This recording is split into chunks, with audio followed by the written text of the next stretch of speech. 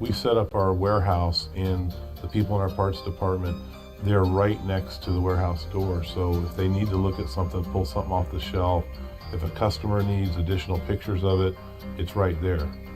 We've really only hit the tip of the iceberg as far as everything that we purchased. We're adding 20 to 30 items a day, but there's another 2,000 to 3,000 items that we need to add. We'd like people to understand that we're not just a parts guy answering a phone, entering a part number, that we really know the cars, that we can help, that you're not just buying the part from us, you're buying the assistance. You're getting the knowledge and the help of what part's the right part for your car, how to put it on, where it goes, a little bit more than just here's your part, thank you kind of thing.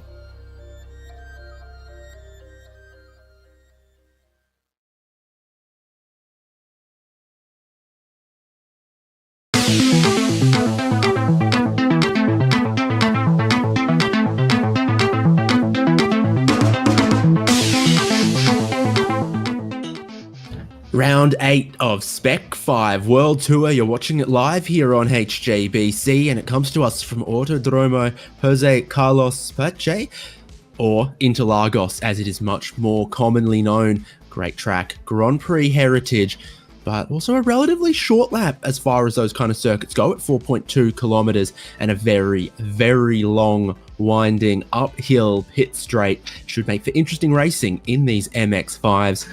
David Haynes here with Devin Peters and Michael Derby on the broadcast, and we're brought to you by RC Sales Porsche Parts. Go to rcsales.com for all that is Porsche.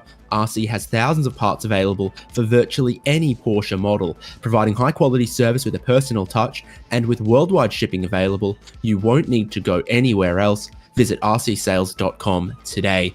Devin, they're about to kick into qualifying and then a 45-minute race as usual for Spec-5 World Tour. How important do we feel qualifying is going to be? You got to think it's a big deal after the calamity we saw unfold last week at Bathurst. A record amount of penalty points means that we got a few drivers starting from the pit lane today, but starting at the front and making sure that you're clean all the way through that first lap is definitely going to be critical to having a good finishing position today. Two championships to think about in Spec-5 World Tour, the Pro Class and the Open Class. Andrew Gilliland's been one of the front-running drivers in the Open Class as we watch how he prepares his tyres on the outlap before he has 4 flying laps in qualifying. Around a track like this, you'll definitely get them all in the 15 minutes. We're about 2 kilometers shorter than Bathurst, but no less impressive. Yeah, there might almost be as much elevation change out here by the looks of things too, as they sweep from up by the grandstands all the way down to the lakes at the bottom of the hill. You know that Bathurst has more top to bottom elevation change than Circuit Spa-Francorchamps? I did not. Nowhere near as much as the Nürburgring, though. No one can get close to the Nürburgring where we were earlier in the season. But Mike Dam, another one of those drivers to watch in the Pro Class. Devin, you were looking at the points as they stand, and it kind of, every race that Mike Dam has attended, he's been bordering on unstoppable, but he hasn't been here every single race, and that's where the difference is made. He's officially a member of the Best Be Here Club with all 3 of his drop weeks used up. He best be here, otherwise he's going to be in a bit of trouble before the end of this season. But you're absolutely right. With the 3 drop weeks considered, he's got a 40-point gap over the next closest driver in that point series. So always good to see a Canadian, get one back. And so you got to say that he's the favorite, but it hasn't shown up on the timesheets quite yet because Tim Brandley, your Australian ringer, is doing pretty well himself. You can see a very, very deliberate tyre preparation lap here after the outlap for Mike Dam as well. So I wonder if some other drivers are following a similar plan of attack in this qualifying around the shorter lap to try to make sure that their second, third, and fourth laps are where the magic happens. But sooner or later, there's going to be some truth on the timing screen. You can go to hjbc.live for live timing of everything we broadcast, including just keeping up to date maybe with where your favorite drivers' pit stop times were and all of that. I was going to say, if there's anyone that is not doing some sort of fancy tire strategy right now, it's Ronnie Coates, because Ronnie Coates has set a couple purple sectors and a lot of green ones. Is the first lap out, of course, but as he's been going around, Tim and Branley's looking pretty quick too. I'd be curious to see which one has the lead. Ronnie Coates closer to the line and hugs that inside wall as they come across the line for the first time during this qualifying session. So Ronnie will be one of the first drivers we see a lap time from, and it's a 152.2. But again, some other drivers soon to cross the line and look to unseat him from second, and Jose Gonzalez goes to the top. Tom Athon goes to third. Rui Coimbra now goes to the top, and I think we're going to continue to see that change laps 2 to 3 to 4. And obviously, from the way Mike Dam is approaching this, he thinks that the first flying lap is just not all that. Yeah, Michael Coates has come in and put a quick one, 151.3 past the line that time. Definitely the class of the field by a few tenths, especially in that sector 4 time, nearly 2 tenths better than the rest of the field through there that time. So really getting it right on the exit of the last corner. He's got a color palette on the car that could be mistaken for patriotic around these parts, but instead it's Brando, the thirst mutilator, and he's mutilating the lap times at the moment. Now's where the timing string gets a little more interesting as far as who's still improving, who's finding outright improvement as far as purple sectors go. And this is one of those parts of the track where you need to flow your momentum at all times in a car like this, given you've not got 1,000 horsepower underneath your right foot, but then you come uphill into fast sequence of corners, and that makes the minimum apex speeds down at turns 4 and 5 much, much more important. And it feels like you're always turning, always trying to put the weight of the car on the nose through this middle sector of the lap. Which is tricky to do when you're not trying not to lose any momentum. Like, these guys are working hard out here. Coates is putting together another pretty good looking one. Still impressed by that lap from Jose Gonzalez, though. He's slowed down on the exit of the last corner for some reason, but he's gone and put a pretty quick one in. Would it have anything to do with that cloud of smoke, perhaps? Yes, further investigation has revealed that it was related to the cloud of smoke behind him. You know what they say, Devin? Where there's smoke, there's a spinner. So maybe that's Jose Gonzalez looking to improve, pushing it a little bit too far. He comes to the line now to try to start another one. But likewise, other drivers crossing the line right now. Your top 20 column moving around as Mike Dam goes to the very, very top, eclipsing Simon Bramley, who's worked his way back to second. Ronnie Coates holds third for the moment. With the spotlight on the open class, Tom Athon doing well there, but a relatively newer name in Pierre Robitaille there in second for that class at the moment. Is that another Canadian name leading the open class? Oh, I like to see it. Haynes, we should have a bet on Canadians versus Australians in this series, I think. Oh, we could have a YouTube chat poll. I reckon that would be just as exciting. I'll work on that in a second, maybe. That is a nicely gift-wrapped car, but he's looking to put a bow on his qualifying session at the moment. And again, 4 flying laps allowed. Looks like almost everyone is on their 3rd flying lap at the moment. So come to the line at this point and then have one final chance. Do you kind of ease into it on lap 1, push hard on lap 2, back off a little on lap 3 to then, go all out on lap 4? How would you approach it? I'd do it a lot like Mike Dam seems to be doing it, which was a very slow warm-up lap, and now he seems to be just pushing. He's got a green sector, a purple sector, and then back to a white sector through the 4th. This exit of the last corner is going to be really key for him as he makes the run up the hill. He's a little behind where Pierre Robitaille is, so Robitaille will beat him to the line, but then we'll check in with Dam and see what he does.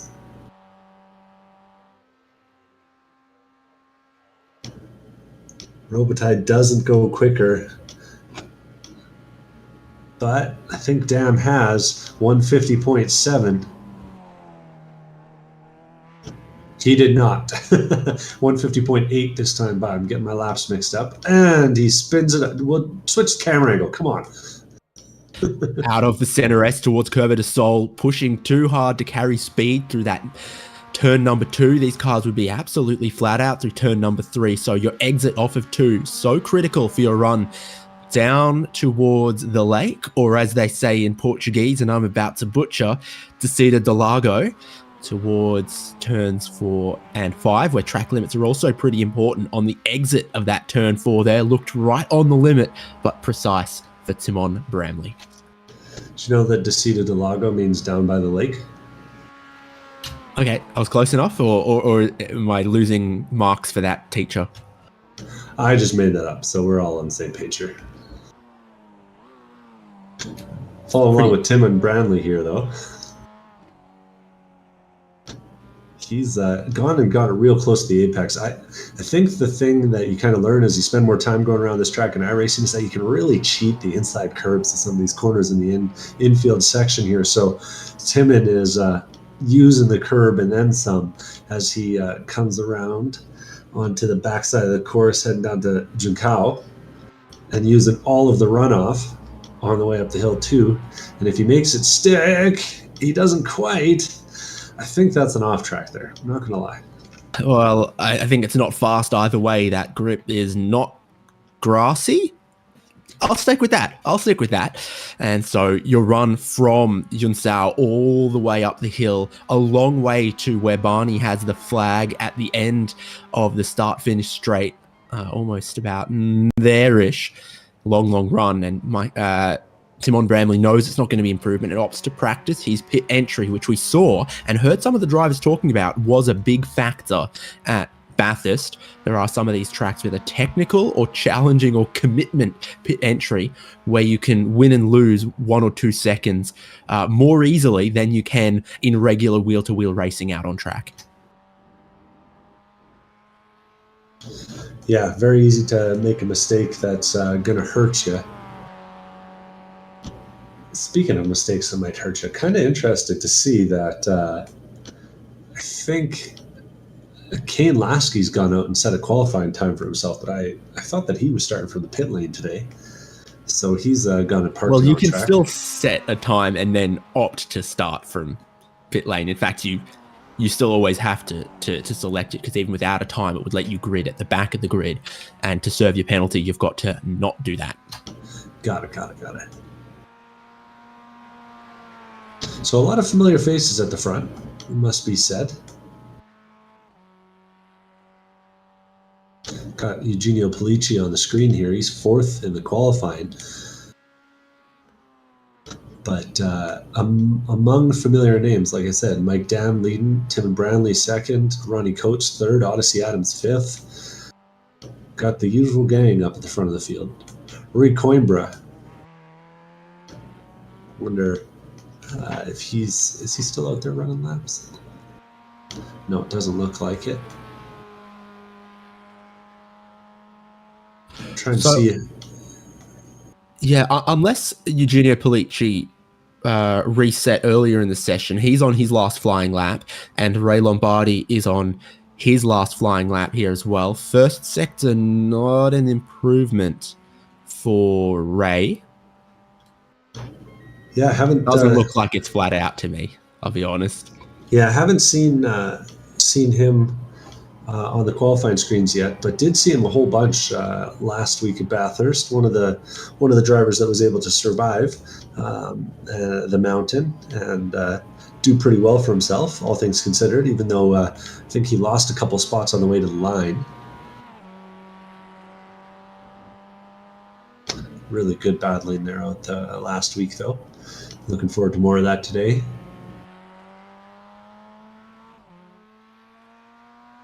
And best lap for Ray so far is a 51.7, which isn't that far off the front of the grid, but is going to have to see a pretty good improvement to beat the leading open class qualifier in Tom Aton with a 51.6.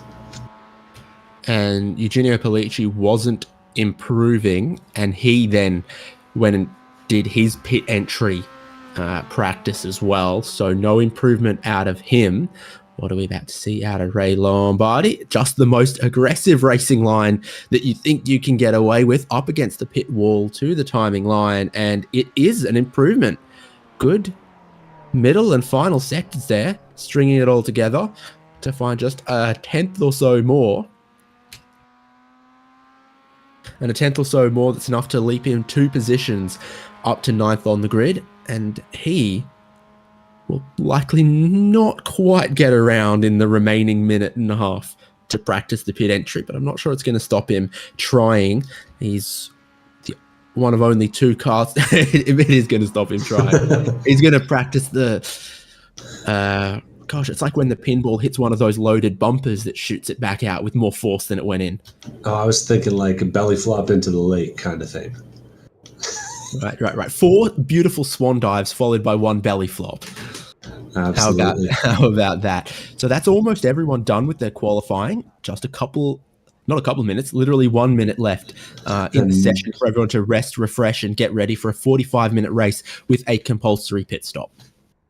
Yeah, a couple guys still loaded into the sim. Need to hit the advanced to race session, but but by the looks of things, it'll be a pretty quiet end to this qualifying session. Everyone went out there pretty early, got their laps in.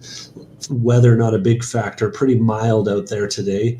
Track temps 81 degrees, as you might expect, pretty hot, but a nice temperature, about 69 Fahrenheit in the air. That is nice. Charles Vaccaro is practicing his pit exit. It's an interesting pit exit here as well. I mean, I go on and on about the pit entry, but here your pit exit's got 3 corners in it as well.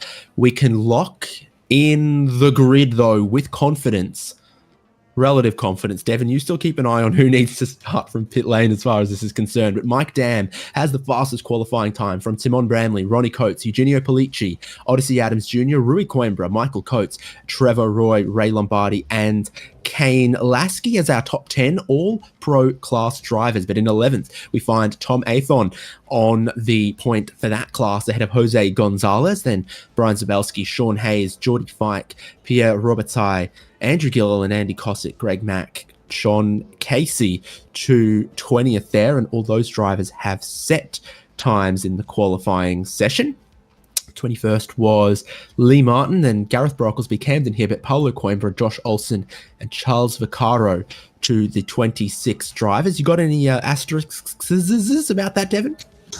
Oh, I got about 3. Camden Hibbett, Paulo Coimbra, and Kane Lasky are all expected to the pit lane to start from the pit lane today as a result of sins committed in Australia, if I'm reading the notes here correctly. Did you know if you die in Australia, you die in real life? Very good advice. I'm also curious. There is a fair number of drivers who just didn't set qualifying time, so I'm curious to see if we'll see a few of them pop in at the back of the field here. Casey and Greg Mack and John Casey are the 2 last drivers.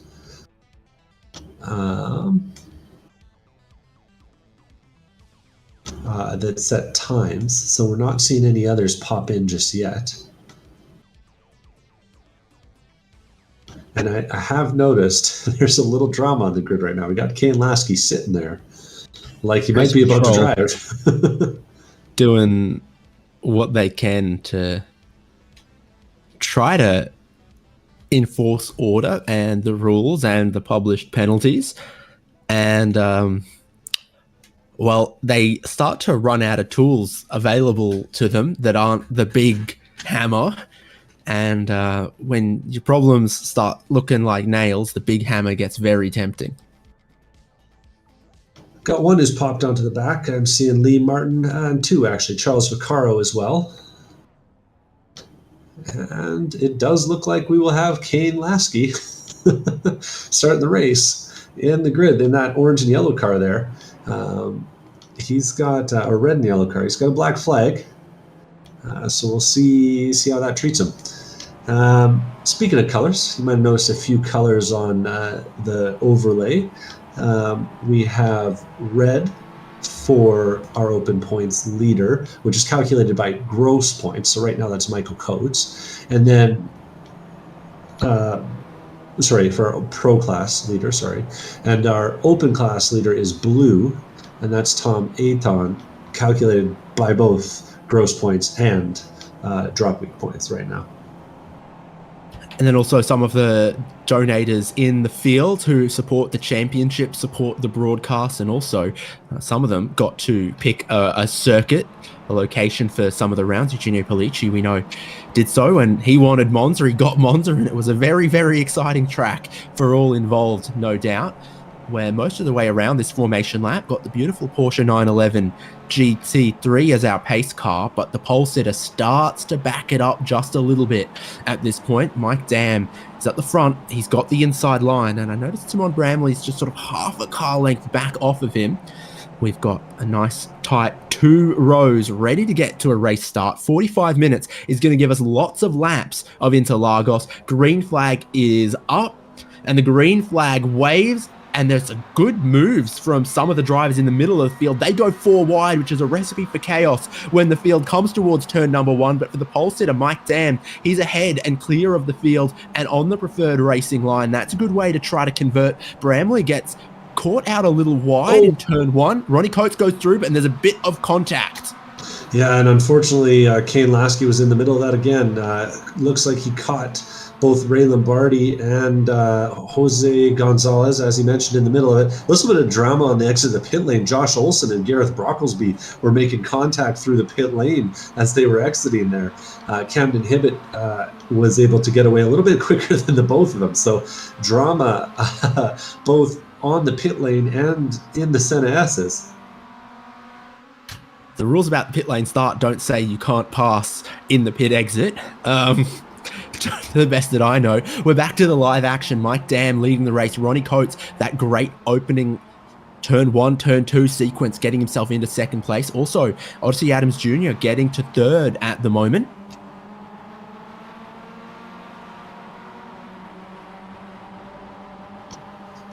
Yeah, Timon Bramley did not have the start he was hoping for, but he made it through unscathed, so that's better than we can say for some. Things have pretty much calmed down throughout the field. We are seeing Tom Aiton and Pierre Robitaille having a bit of a 2-wide battle here, a little bit deeper in the field. The gift-wrapped car, though, is going to remain on the outside, back to the inside.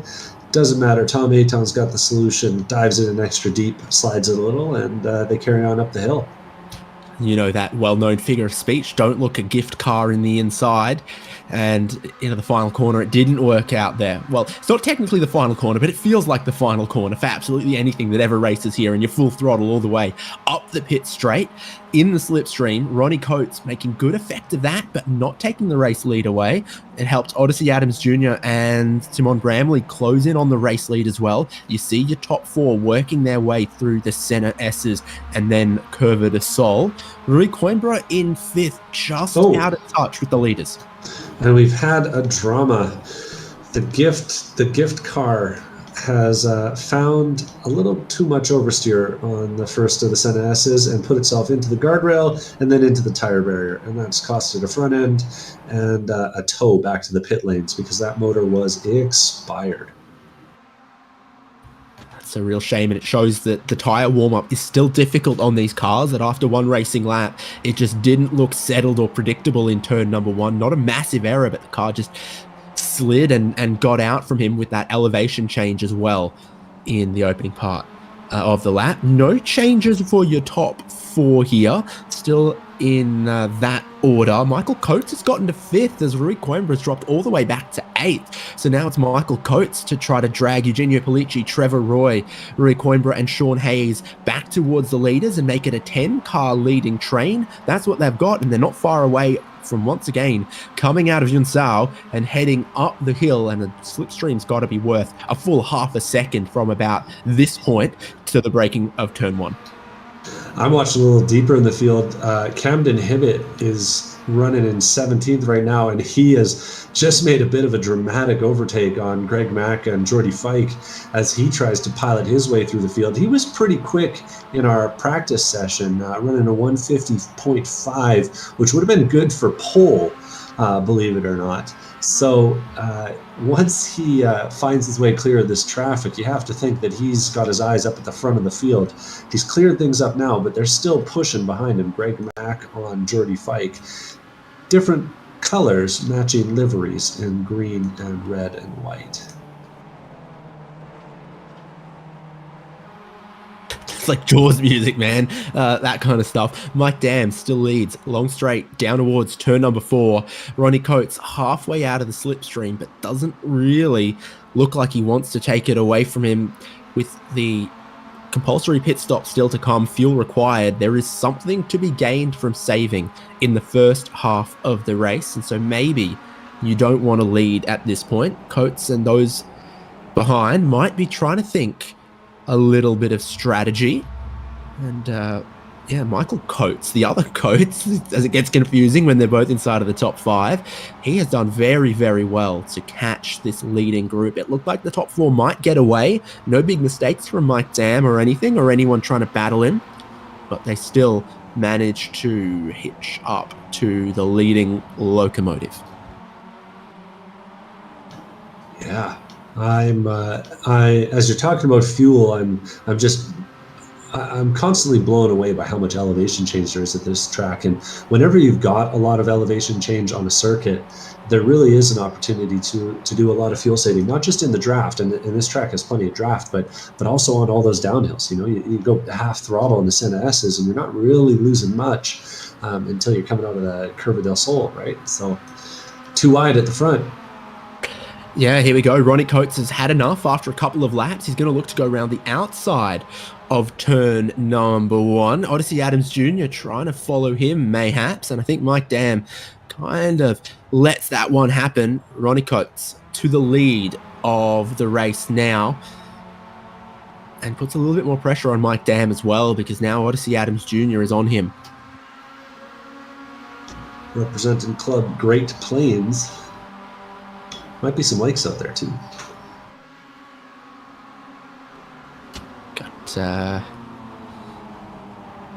No, I've got no good material about the Great Plains, to be honest. We'll start singing Tragically Hip songs after the broadcast. How about that? If you promise. 38 minutes still to go, so the opening sort of stanza of this race, the drivers looking for a little bit of track position if they can get it, looking to save a little bit of fuel if they can, and thinking, do I pit early in the window? Do I try to run long in the window? And it all comes down to, am I getting helped or hindered by this traffic? Is it helping me save fuel, or is it slowing me down from how quick I could be going? Timon Bramley might have had that question in his mind just then as Adams got a little offline. Timon Bramley thought, do I go down the inside and try to pass him here, or do I just wait this out for a little bit longer? And he elected to kind of just wait it out. That was wicked wide there from Ronnie Coates, using all the track on entry. That was pretty impressive. Now they go up the hill. There is 3.5 seconds to cover the top 8 at the moment. Very little to cover the top 2 that have already swapped back. Mike Dam has the momentum. And now, I don't know what he opts to do. Open class leader Tom Athon still making some progress, but now Timon Bramley's decided 4th place. He wants to make it 3rd. Mm-hmm. And if you're Tom Aton in that open class lead, you're looking ahead because he's just about on the back of that battle for the Pro Series top 5, and things got a little spicy in there. That's Odyssey, who's all of a sudden on the outside and stuck, losing a bunch of spots to the likes of Timon, and up ahead of him, Michael Coates is trying to hold the outside from Eugenio Pellicci. Coates managed to get down the inside at Curva de Sol as Adams had a little bit of a moment there. So shuffling in this group now. Coates moving forward a little bit. There's almost a breakaway forming too at the front. Mike Dam and Ronnie Coates are more than a second separated, almost 2 seconds separated from the guys in 3rd and 4th. So they're working pretty well together right now. If they can keep, if 3rd and 4th, Michael Coates and Tim Bradley can keep themselves going, they will be able to close that gap back up. But always a consideration in these draft races. You seen much bump drafting happening yet? I don't think I've seen much at all, to be honest, which is what might need to happen to get away from the cars behind. Bramley, we know, can be massively quick. He's 3rd now, and if he gets that good drive through Junsao up the hill, he might just be able to go with the leaders. There is that 10 It's 1 second almost precisely between second and third there. So there's work to do for Bramley, and the drivers behind, if he can't do it, start to mutiny on their captain.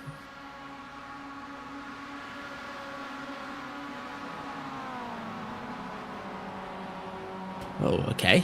That's all the way. Trying to open up the inside of the corner as well there for 4th place, Michael Coates. He is trying to work his way forward in this group. Bramley had a good opening part of the lap there to get back with the race leaders from 1.3 seconds off the race lead to just 7/10 and closing right here. Mike Dam has a massive lift and save into turn 4, and that gives Bramley another half a second. Yeah, any hopes of a breakaway have faded very rapidly from 2 seconds to 2/10 in the course of a lap as they come back up the hill. And it's a 4-car pack with Eugenio Pellicci, Hungary, just behind. And the cream has really risen to the top, it must be said. You want to be a member of this top 5? Well, you're going to need more than 3,500 I rating, by the looks of things. Yeah, so we briefly rode on board with the championship leader. Got the red numbers, Michael Coates.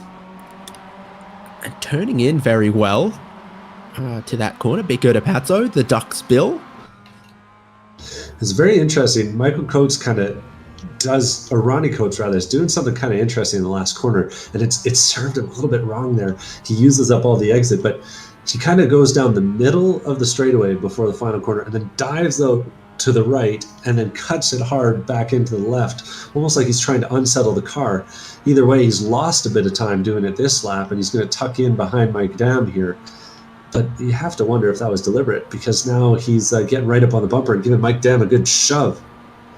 There it is. The bump draft is out. Ronnie Coates pushing Mike Dam along, trying to keep those two inside of the top 2.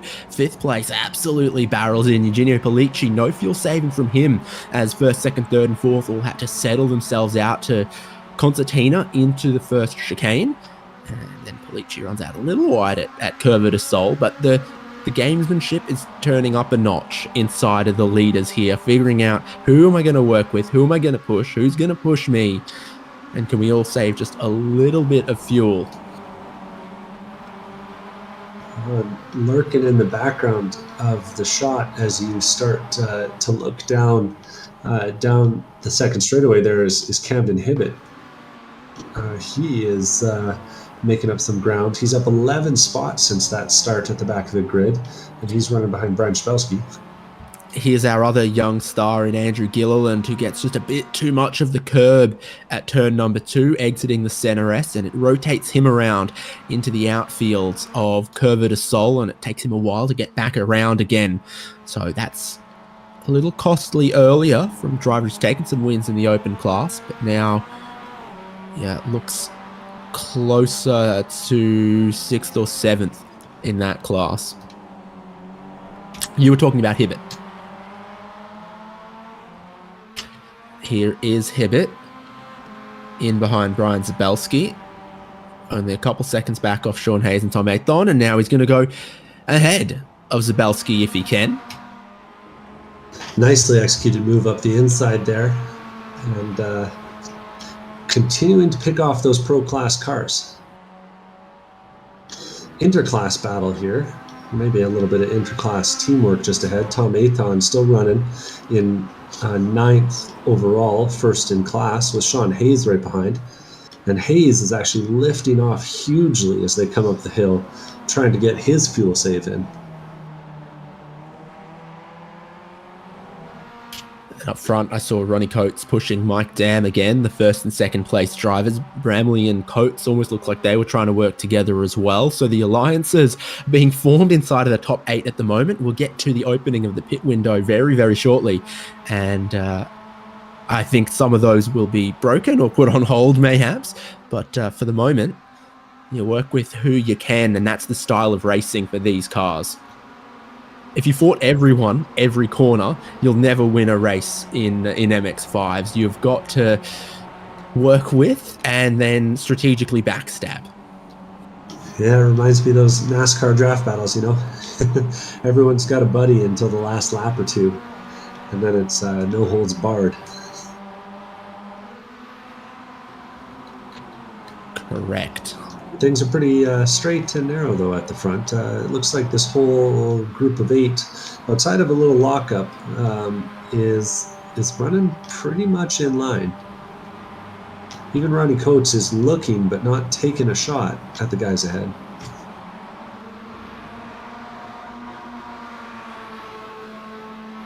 Should be within the pit window, but we've seen very, very few people elect to pit early. The only driver who has is Ray Lombardi, and that's straight up just because of the damage. I suspect because of the damage he sustained lap 1, he's opted to pit early in the window to get that fixed. Yeah, there is something to be said. I mean, you lose a little bit of time without the draft, but he's not losing too much back there. I would be curious to see if any of the leaders decide to break off, especially if things get a little busier, and they are getting a little busier. That was Odyssey Adams who had a bit of a run on Eugenio Polici, and I guess he's decided to turn it into a push, but there was definitely a moment there where he could have given it a too-wide look into turn number 3. 5? Decidia del Lago. Oh! From Mike Dam, he goes out wide into the runoff, got the wrong side of the curb on the exit of turn 4. It's going to drop him well back into this pack. He's trying to rejoin side by side with Michael Coates here, and Coates is going to give him a whole lot of space. Simon Bramley's going to get a little bit surprised. I thought Dam was going to go all the way back to 8th, but in true paved runoff style, you don't lose that much time out there, and he comes back on track in 3rd place.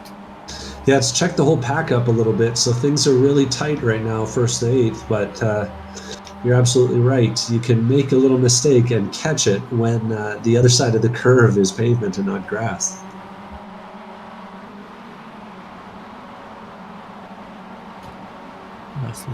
Nice so, up there. As we're looking at it overhead here, you'll see Ronnie Coates dive extra wide to the outside, and I think Timmons actually learned a little bit from, oh, wow, and you see how wide Coates gets on the exit, too. It's kind of an interesting line, though, because he's like middle of the road, jumps out to the widest part, puts the right tires on the blue, and I feel like that's a little atypical in these cars. We'll see if we can get another shot of it for the next lap.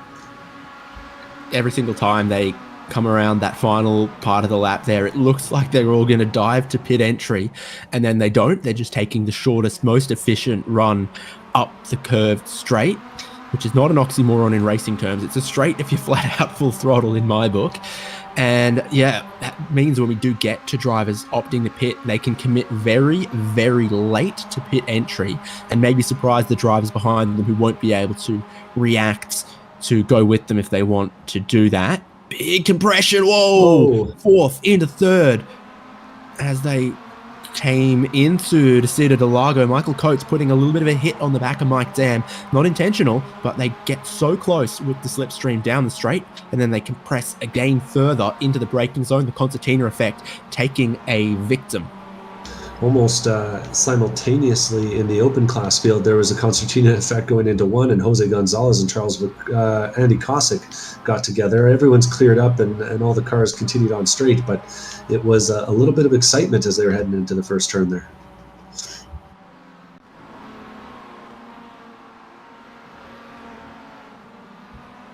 Anyway, riding back along with the front of the field. We'll see if we'll get a nice demonstration of what I was talking about here. Yeah, you see Coates, he kind of waits till the curb ends, and then all of a sudden drives it real wide on the entry. Anyway, interesting stuff. That contact earlier in the lap, spreading the top 8 a little further out than they were this time 1 lap ago, but the magic of physics and slipstreaming, they'll all close up again, heading towards turn number 1.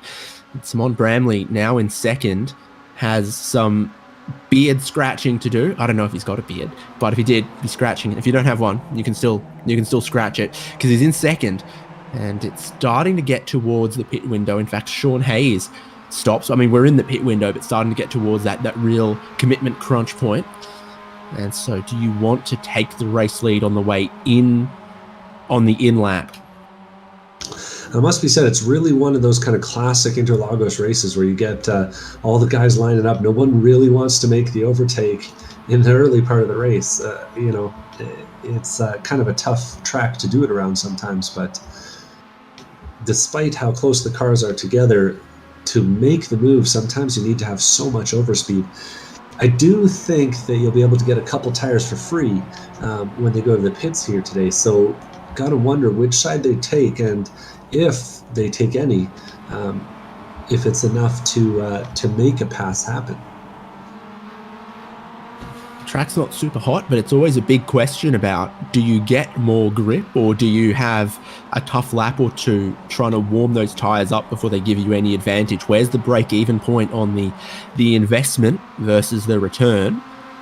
So we will see about that. Coming to the end of lap 11, we think that lap 13 is the end of the pit window. That's a bit of a mistake from Ronnie Coates, and Simon Bramley goes, I'm not following you out there as you get a bit of the grass and the exit of Juntao. I'm going to the race lead. Ronnie Coates drops back in, and Mike Dam and Michael Coates are suddenly all over him as well. I wonder if someone decides to pit here. They see that mistake from the leader and they go, maybe I can do something different. And the answer is Timon Bramley heads to pit entry. Everyone else carries on the racetrack. Looks like he's attacked that pit entry very hard. You've got a little ramp that helps you slow down on the way in. Bramley tries to do something different to the rest of the pack. Tom Athon, the open class leader, comes in. Brian Zabelski follows him as well. So a bit more action on the Interlagos pit lane. Yeah, I'm curious to see how this pans out, because without a draft, it is tough sledding around here. And I don't know if Timon's going to be able to make it work without the advantage of a second and a half a draft. He's got a very nice pit box for driving straight out of pit lane without needing to turn back into the fast lane. And then on the pit exit here, it can be tough. It's flat out. You've got to attack it like it's part of the racetrack, because those green cones is where the pit lane speed limit ends. After there, you're racing. So he rejoins in an odd little spot in the racetrack behind the number 65 on circuit, Paulo Coimbra, a lap or two down. So that is a weird spot on the track for Timon Bramley. But the leaders, the rest of them, are going to have to stop pretty shortly, and we'll know who stands where. Yeah, getting closer to the end of that the pit lane window, and we'll see. Maybe some of the drivers decide with a little bit more reaction time to make the move this lap. We do have one off the track on the exit there. That was Odyssey Adams putting 2 tires off. And again, Ronnie Coates getting it a little bit wrong in the last corner. The way he kind of dives it out wide like that, I think it helps him load up the outside tires, really get it cranked around. But who will make the commitment first or second, I guess? Not these guys. They are going to carry on to the end of their fuel and to the end of the pit window. And yeah, Ronnie Coates, just that tiny little bit of grass on the exit of Junsao costing him again. If it comes down to a battle for the win on the final lap, that'll be a bit of a weak spot for him, potentially. Mike Dam back to the race lead after his little track limits transgression cost him at this part of the racetrack, turns 4 and 5 a couple of laps ago. Mm-hmm. Yeah, I was thinking about what you're saying about Coates, and if I'm his competitors, I'm definitely taking note of that corner when I'm planning my attack. Yes, indeed. So we expect this lap should be the in lap for most of these drivers, unless they've saved and saved and saved. And it's possible drivers like Rui Coimbra, who's just been at the tail of this field, in the middle of this pack, not really making any big moves, have been saving big time, and we maybe see them squeak an extra, because to do an extra lap at Bathurst, you got to save 6 kilometers of fuel, but to do an extra lap here, you only got to save 4.2 kilometers of fuel. It's possible. We'll see if someone decides that strategy masterclass is how they're going to win this race, or at least stand on the podium. Well, and there was some whispers in the pre-race chatter that you might be able to save as much as 2 laps of fuel if you're really, really doing it. So it will be interesting to see how long this fuel window does stretch real wide on the exit there for Mike Dam that time, but he manages to keep it out of the grass. Yeah, very, very committed from Mike Dam, and you've got to be. That corner is absolutely key to your speed around the whole rest of the third of this lap, kilometers and kilometers up the hill. Pit entry, okay. They're going to make a fool of just about all of us, Devon. That's interesting to see, as Trevor Roy, who's dropped off of this pack that was the leading 8, decides, well, if I can't catch the leaders, I might as well try to pit now. Even Camden Devon, I think if you were going to go the new tyres route, you'd try to pit a little earlier in the window to get the best advantage out of them, the best return. Yeah, you're not wrong about that. I was going to say even Camden Hibbett, who hasn't had a draft partner for the most of the races, he's gained 16 positions from his starting point. He didn't have to pit that time by. So it looks like with maybe a little bit of lift and coast, you can still find some good pace and some fuel.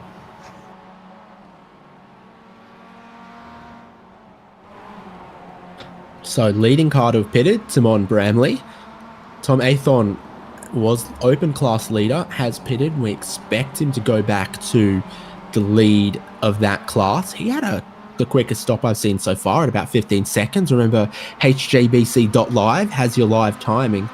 That surprises me that Athon didn't really need to take any risks. He was quite comfortable in that open class lead, but he has as far as the strategy gamble, and he's got Gilliland behind, who hasn't stopped yet. And for Andrew Gilliland, that'll be a pretty visual reminder of how much time he unfortunately lost with that little spin at turn 2. Yeah, it always hurts to look up the field and imagine what could have been. Tim Branley's having to work his way through some lap traffic. Speaking of him, he's not lap traffic. This is Charles Vaccaro in the open class, who's leading the open class right now. Of course, pit cycles TBD. And this is the risk you always run when you pit early. You end up in the mid-pack with drivers running long, and it could cost Bramley a little bit just to be tucked up behind Charles Vaccaro, who is under no obligation whatsoever to get out of his way. No obligation to not race him like it's for position as well.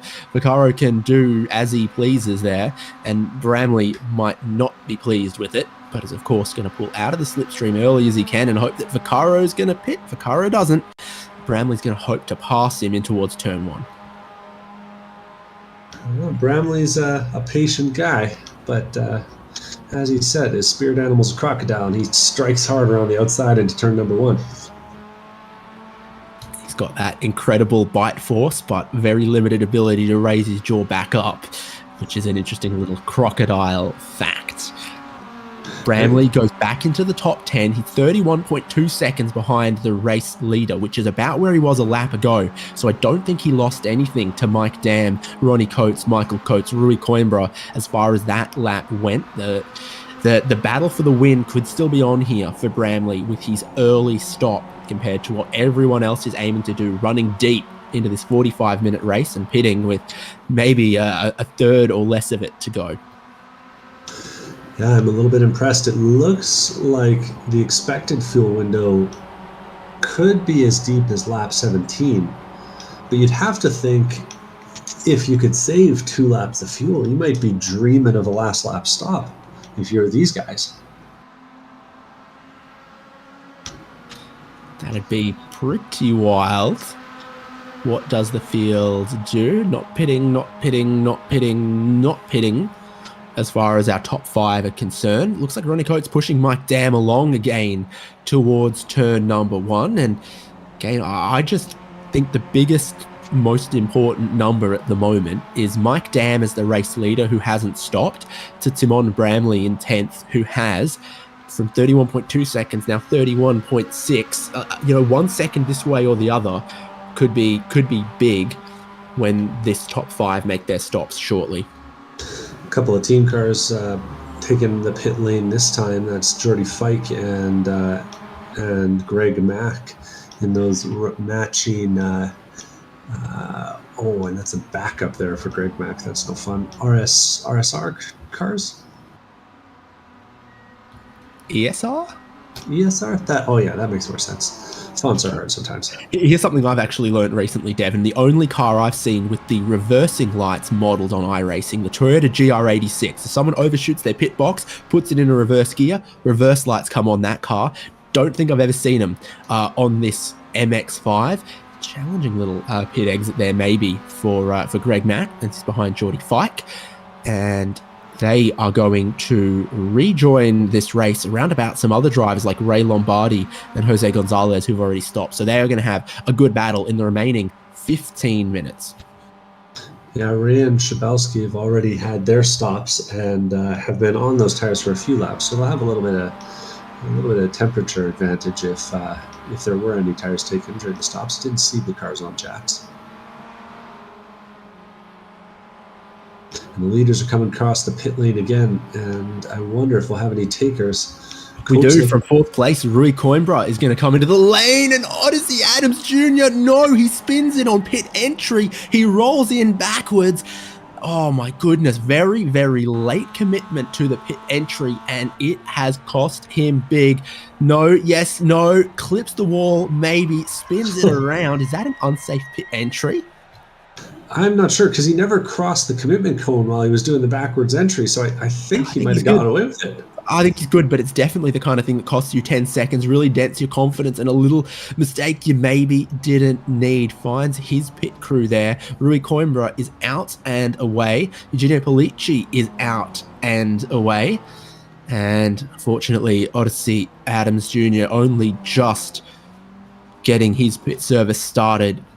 Wow, that's not something you see every day. Yeah, that was honestly a great save, and but I'm watching the exit of the Senna S's because Tim Branley is what looks to be nearly 4 seconds behind Rui Coimbra as they exit the S's. So it looks like that early pit stop for Tim has not paid off. No, Coimbra's had a slightly shorter pit stop to the tune of about 2 seconds, and as it all settles out, it looks like the gap between them is about that 2 seconds. So running long, Rui Coimbra, I called out, the driver in the best spot in the pack to save as much fuel as possible, and that's been his strategy. Now he just needs to defend that track position for the final minutes without Bramley catching that 1 second, second and a half, and putting the pressure back on him. Do you think this then means we're going to see the rest of these drivers pit? Everyone's pitted except for the top four and Charles Vaccaro. So I'm leaning towards in lap for the leaders, and indeed it is got to attack the pit entry, and they all do. Michael Coates first to peel off, try to find where his crew is at. This race could come down to the pit crews now.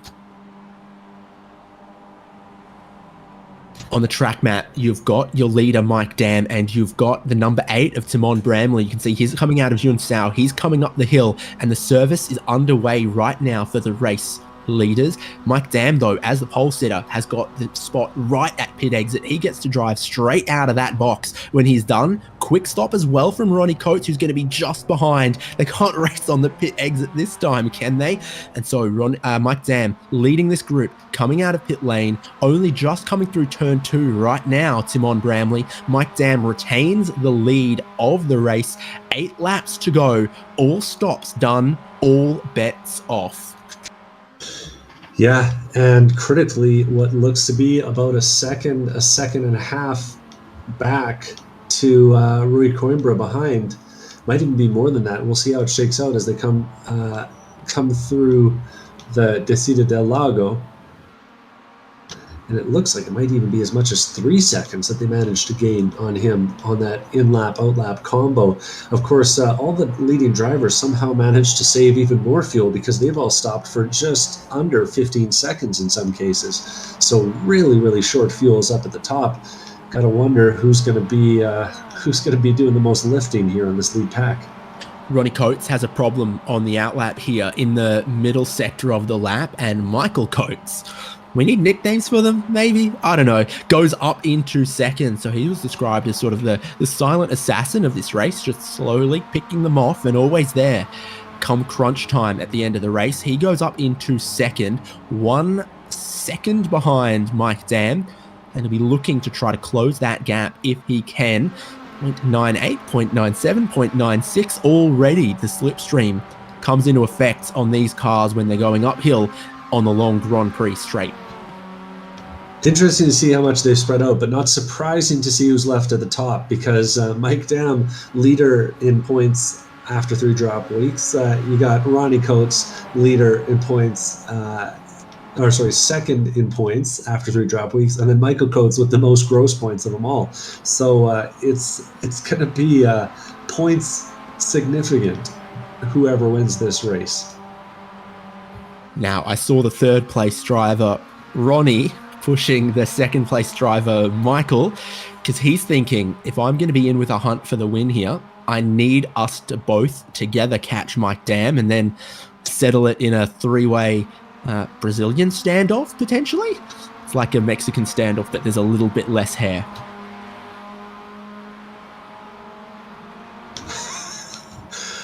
I think you're going to cause an international incident, Haynes. I'm going to focus on the race, and but there's plenty of that going on in the field right now. I was just having a look, and of course it sorted itself out as I've filtered back through the field. But Mike Dam is easily the closest battle here, as he's holding off Ronnie Coates and Michael Coates. Also watching the gap, Rui Coimbra to this group, and he's caught a little bit. And with all the pit stops shaken out, Camden Hibbett ends up in 7th place, 13 seconds off of the race lead, with Trevor Roy just behind him. So that's 16 positions gained according to the timing for Camden Hibbett. Can't really celebrate that when he had a pit lane start that was a penalty for avoidable contact in the previous race. But nonetheless, once you're in that situation, you work with what you've got, and what he's got is trying to salvage as many points as he can after that penalty. 1st and 2nd are bump drafting across the start-finish line. It's all on now, underneath 10 minutes to go. And that is maybe a sign they're going to try to drop 3rd, try to drop 4th. Another amazingly quick lap from Rui Coimbra. He's only a 10th of a second away from the fastest lap of the race, I think, with that one. He does not want 1st, 2nd, 3rd getting away with him, and we're suddenly seeing a flourish of speed, of race pace from Coimbra that he didn't need to display in the first half of the race. Yeah, he's hiding away at the back of the pack, but this is definitely a different story right now. That was a real quick one out of him. You ask yourself if more than saving fuel in the first segment of the race, which was more than 30 minutes really for these drivers, if he was also saving the tyres somewhat to be able to push on hard in this part of the race. Ferradura, the horseshoe, he stays very tight to the 2 apexes. Then you pop out onto the plateau, the tabletop, and turn into the next corner there after having to break it down somewhat. Now you're in the tighter corners of the circuit, and you'd say within touching distance of the leaders now. Yeah, he's definitely in this battle, no doubt about it. He's right on the back, and as they go up the hill this time, I think he'll get enough draft that he'll be sucked up right to the rear bumper. Tim and Branley, despite having the shorter stop, the earlier stop, is not able to make the same ground, it looks like, as Rui Coimbra at this point. No, just hasn't had the kind of pace that Coimbra's got. They're fanning out now, almost in 3 lanes, not quite 3 wide, 2 wide. Ronnie Coates is looking to go for the race lead. Mike Dam maybe ceding it at this point, and Michael won't push him. Rui Coimbra will catch them all, and on their way in towards turn number 1, Ronnie Coates goes to the lead. Mike Dam drops back to 2nd, maybe thinking about that fuel now that he's out front. If he cut it a little bit short, had a bit of a gamble with it. Coates, Coimbra, 4-way fight, 5 seconds back off these guys to Timon Bramley. Eugenio Polizzi back in 6th. Camden Hibbett and Trevor Roy battling over 7th and 8th. And your open class leader is, of course, again, Tom Athon, with Jose Gonzalez 2nd and Charles Vaccaro has ended up 3rd there. Yeah, things are continuing to unfold deeper in the pack. Odyssey Adams, after his backwards entry into the pit lane, had another little drama, cost him some time on the last corner. Not sure, it was a little bit ago, so I'm not sure we'll get the replay on it, but he ended up way out by the outside wall and let both Ray Lombardi and Brian Schabowski by. Now, he had some pace on hand compared to both of these guys, so I do have to think that he'll be fighting them hard towards the end here. all to play for all through the field. 23 drivers running. 19 of them involved in some kind of battle. That's the kind of racing these cars deliver. It's why the drivers come back to them time after time, and why Mazda MX-5 is the most raced race car in the world on any given weekend by car count. It's because it delivers this kind of racing. You need a little bit of strategy, but you also need good boxing gloves, because it goes wheel to wheel and it goes down to the checkered flag. It requires race pace, it requires race craft, a little bit of guts and a little bit of glory.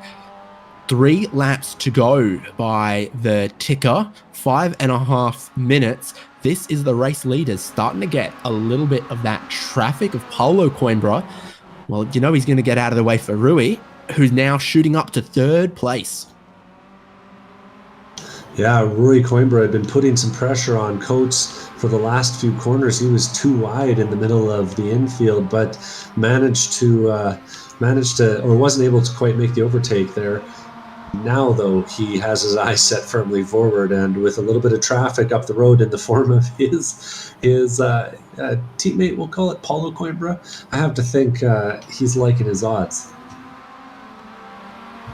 I also saw Mike Dam having a little bit of a drift last lap, like the rear tyres were starting to get into a difficult place at the end of this 45-minute run, and if you have managed to save just a little bit of tyre grip, it can play in at this tail end of the race in a battle like this. Now having a little bit of a drift, Ronnie Coates, the race leader, so those two on the limit of the grip and past it. Tyres getting a little bit greasy, a little bit slippery, and you need that perfect run out of Yun Sao on the final lap if you're going to be the race winner for round 8 of Spec-5 World Tour. This almost looks like the street stocks from a few seasons ago, where you could just lock up the inside tire every time you go. Checking in on a replay here, that looks like one of our open class drivers, Andrew Gilliland, going too wide into the first turn and making the move on the inside of Andy Cossack. Pushes Cossack out wide onto that dirty stuff and cleanly takes the position away. That's nicely done, and moves Andy Cossack up to 3rd place in the open field. No, I think that's Gilliland going to 4th in open, isn't it? My bad. Sorry. It was a good move for our youngest driver in the field. Here's the race leaders, still got the traffic in front of them. Mike Dam looking to defend his 2nd place, and Rui Coimbra going around the outside. Ronnie Coates still leading. All estimates say 2 laps to go. White flag next time, then the checker after that. The points and the glory. Michael Coates in 4th, pulling out of the slipstream. I'm not sure if he's thinking, I really try to save this all for the final lap. Mike Dam's not thinking that. He's looking for the inside for the race lead. Rui Coimbra thinking, does this go 3 wide? It can't. He doesn't. Side by side in perfect synchronicity for the race lead. Rui Coimbra at 3rd gets the best drive off of that corner, but he runs out of options. He's side by side now with Ronnie Coates for 2nd. Now side by side with the race leader. Coates in 3rd, has to back out of it. Rui Coimbra goes to 2nd, trying to use that tyre grip, trying to find a way forward in this field before the very end of the race. And they're coming to the white flag this time by, so things are definitely starting to heat up in that pro class field.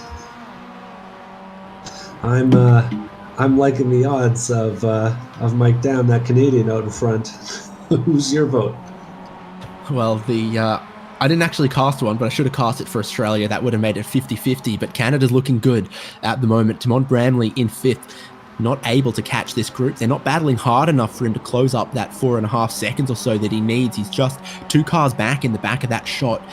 Down every straight, he'll be able to see this leading group, but not be close enough to fight, to challenge. This is going to get close to what the lap count is. They're doing laps in the 150s. There's a 150 on the clock right now, and they're still a little bit away. The white flag will come out. Mike Dam will lead them on the final lap. Rui Coimbra looking feisty towards the end of the race here. Ronnie Coates and Michael Coates with all to play for, and Coimbra switches looking to the inside at turn number 1, getting all up in the mirrors of Mike Dam, who runs a little bit wide. Coimbra gets heaps of curb, gets out of sorts in turn 1, good run through turn 2 to lead him onto the straight between turns 3 and 4. Nothing to cover our top 4 cars. It's 4/10 of a second for 4 cars side by side for the race lead. Coates in the position to be able to pick the winner, choose who he wants to bump, and he bumps Rui Coimbra on the outside past Mike Dam into the race lead. Things looking good for Coimbra as it's now side by side for second place. Dam trying to hold the higher ground.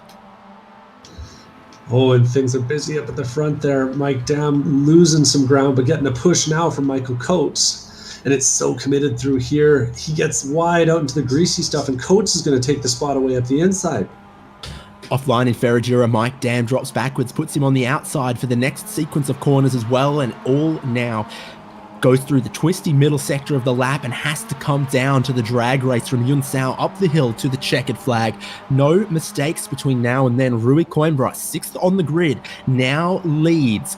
Had great pace, saved his fuel, tried to save his tyres a little more than some of the others could, knew that the battle comes down to the pit stops and the final stint, and he has bloomed at the perfect time. This has been Coates' best and worst corner at Yun Sao. Sometimes he nails it, sometimes it hurts him. He's done it reasonably well enough. 1 car length back off Rui Coimbra, who can do nothing but hold the tight line to the checkered flag and pray that it comes in time, that Ronnie Coates can't slipstream past him. But that's what Coates is aiming for, to pull out at the magic moment to try to beat him to the line. Side by side, who gets to the line first? It looks like an awesome victory for Ronnie Coates, 6,000ths of a second from Yun Sao up the hill, pulling out of the slipstream at the magic moment to deny Rui Coimbra, Michael Coates, and Mike Dam. Eugenio Polici crossing the line in 6th place, still a second and a half ahead of Camden Hibbett. Trevor Roy 8th, 9th, and 10th is not decided yet, though. Tom Athon's defending against Sean Hayes, looking for a similar move to what we saw the leaders pull. Tom Athon manages to hold on to it, though. And a little deeper in the field, Jordy Fike had Odyssey Adams do a pretty aggressive move on him in the infield. Fike is gaining a lot of ground, and looks like Odyssey might be a little light on fuel, but it's not going to be enough at the line. Fike crosses in 14th with Jose Gonzalez behind in 15th, 2nd place overall in the open class. Charles Vaccaro crosses the line 3rd in the open class, narrowly holding off Lee Martin. And Andy Cossack and Andrew Gilliland will be our final 2 battlers here on the lead lap. Andrew Gilliland still trailing Andy Cossack after they went back and forth a few times earlier on in the race, and Andy Cossack easily holds him at the line. 19th place for Andy Cossack and 20th for Andrew Gilliland. Josh Olsen's the last driver on the lead lap, and he's going to take the checkered flag shortly. But this style of track at Interlagos with the long straight keeps them together, makes them fight, and makes the drivers think as well. It's delivered some amazingly close racing now in Spec-5 World Tour. One of the closest finishes you will ever see at 6,000ths of a second. Ronnie Coates keeping his powder dry to the final moment. And it must be said that we're back-to-back here, Haynes. If you put together the finishing margin of last night's Champ Car race and tonight's Spec-5 race, you got 100th of a second. Yeah, it has been amazingly close. This looks like a replay of it in the background there. And this is the finishing order. Ronnie Coates from Rui Coimbra, from Michael Coates, the pro class podium, and Mike Dam, Simon Bramley, Eugenio Polici, Camden Hibbett working his way back up to 7th, Trevor Roy in 8th, Tom Athon, another great performance from him in the open class, doing what he needs to do to try to take those honours. Sean Hayes inside of the top 10, and Ray Lombardi, Brian Zabelski, Odyssey Adams Jr., Jordy Fike, Jose Gonzalez gets seconds for open class, and Greg Mack, Charles Vaccaro, Lee Martin, Andy Cossack with an open class podium that he had to fight for with Andrew Gilliland. And outside of that 20, Josh Olsen was the last car on the lead lap. John Casey 1 lap down, Paulo Coimbra 4 laps down, Gareth Brocklesby a retirement. I think we saw Pierre Robitaille and Kane Lasky basically park it after lap number 1.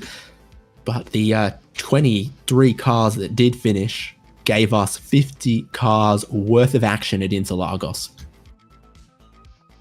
Yeah, and as I'm wandering around, it looks like I've managed to find our pro class winner, Ronnie Coates, the dark horse from the lead grid. We were putting money on the Canadian and on the Australian. We should have known that you'd come out of nowhere and take that win.